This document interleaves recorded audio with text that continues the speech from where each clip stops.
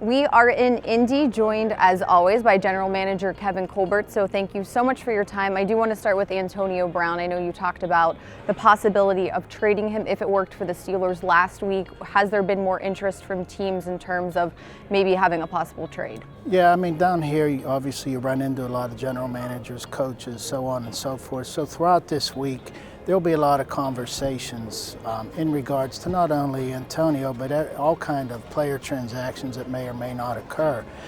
As this week unfolds, more things will happen that may influence not only a trade for Antonio, but other players as well. So players performing, players taking physicals, going through interviews. You come away from the combine with different feelings than you go in, and where it goes from there, we'll see. Do you guys have a timetable of when you would like to possibly have this done by if you are able to do it? No, the only timetable is a beneficial move for us, be it trading him or not trading him. That'll be the only determinant. There's no time factor involved. If it benefits us in the long run, great. If not, then again, we'll deal with that when we come to it. I know you guys don't want to reveal the details of your meeting with Antonio down in Florida, but Art Rooney II had said prior to that meeting he felt like there might be lessons learned from this entire situation surrounding AB. Are there lessons learned from it? I think the lessons learned are you don't want to get to this point with a very significant player. I mean, Antonio is still one of the best players in the National Football League, and we like having him part of our team. Are there situations maybe you want to avoid going forward? Sure. But I think that's on both sides as well. So, again, Antonio is a significant player. Again, if it benefits us, great. If it benefits him and us, that'll be even better for everybody. But again, it's going to be important to us. You and Art have both said in terms of wanting a new contract deal for quarterback Ben Roethlisberger. Is that something you need to do before free agency to know if maybe there's more cap space, or is that another situation where it might take time depending on maybe the situation with AB? Anytime you do a contract, it has to be agreeable on both sides. So you have to continue to work through the salary cap implications, be it positive or negative. You have some general ideas about what you want to offer, what he may be looking for. Then you just try to work to find that common ground, and I'm pretty positive that'll happen sooner than later.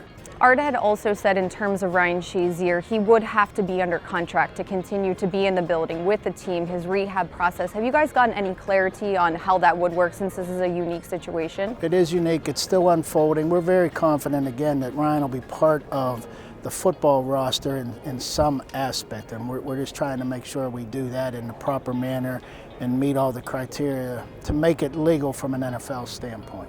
There were some coaching changes, and most notably Eddie Faulkner, the new running backs coach. Terrell Austin is joining the staff to help with the secondary.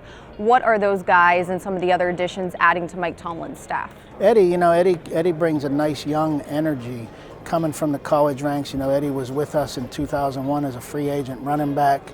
And he rejoins us, and he's coming in with a different perspective. He's also helped on special teams, which is good. He coached Jalen Samuel at North Carolina State. So there's a lot of positives about bringing a new young face into the organization with different ideas. Again, the college game is leaking into our game, as we did with Coach Bradley last year. If you can add someone that can coach at the NFL level that has that recent college experience, I think it's valuable. Terrell Austin's been a successful defensive coordinator throughout his career. He's a Pittsburgh, Sharon, Pennsylvania native, so it's always great to get someone that really has a true appreciation for our region and is a great football coach to add into, hopefully making us a better team. All right, of course, we're at the Combine in Indy preparing for the draft coming up in April, which will be your 20th draft. What is the most important thing that you've learned through your time of drafting? I think we just continue to learn. We look at what we did, what we think we did right, what we think we could improve on. We're always evaluating. In the recent years, the Combine has become a huge event outside of the football aspect of it. The football aspect drives a lot of things like this, which is great for the game, but we have to learn how to manage that so that we don't lose the integrity of why you were here. But we're always evaluating our own performance, what we think we did right, what we think we didn't do right, and how we can improve upon it. Thanks, Kevin. Appreciate your time. All right, Missy.